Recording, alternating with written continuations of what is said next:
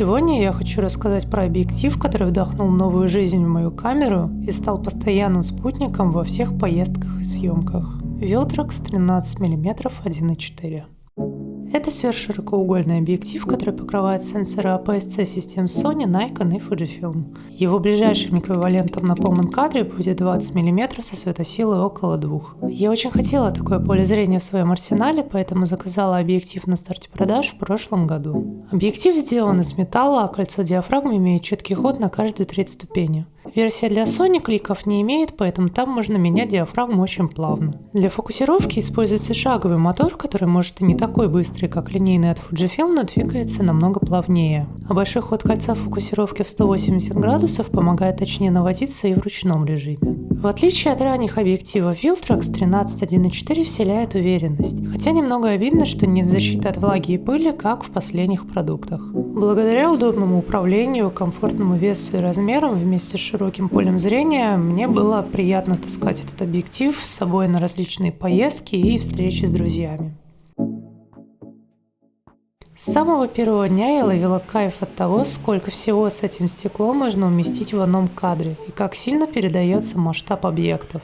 На первой же съемке с ним я попробовала использовать это, чтобы открыть сцену и впустить в нее героя репортажа. Движение драматично усиливается, когда ты проходишь рядом с поверхностями через узкие пространства или с объектом на переднем плане.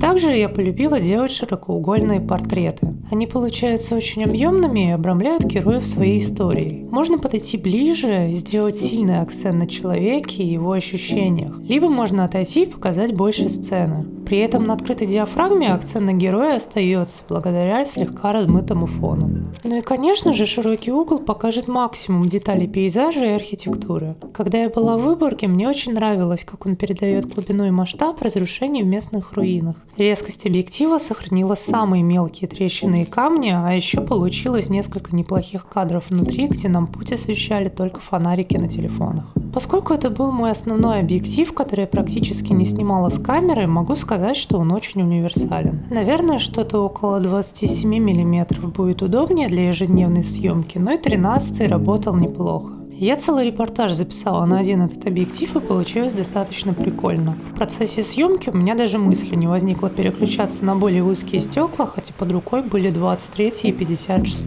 У объектива достаточно мягкая боке на открытой, хотя может нервничать на краях, что часто бывает на широких стеклах. При закрытии диафрагмы появляется форма лепестков, но больше это заметно на бликах. Кстати, когда объектив бликует, есть шанс поймать несколько мелких, очень ярких элементов в самом неудобном месте кадра. А если у вас камера со стабилизацией, то в режиме видео они еще и шататься будут. Но благо объектив засвечивает достаточно редко. Лучи от источников света получаются достаточно неплохие, хотя мне нравятся более длинные и острые. В целом мне очень нравится, как рисует этот объектив, он дает очень объемное изображение, ради которого раньше приходилось бы переходить на полный кадр. Viltrox очень серьезно развивает систему APS-C, создавая нестандартные и качественные объективы по очень приятным ценам. Аналога 13 мм на текущий момент нет и вряд ли будет. Это по-настоящему уникальное стекло, которое способно оживить интерес к фотографии и превратить простейшие видео в сцены из фильмов. Это прекрасный инструмент для записи тех историй, которые захочется вспоминать снова и снова. Объемных и ярких.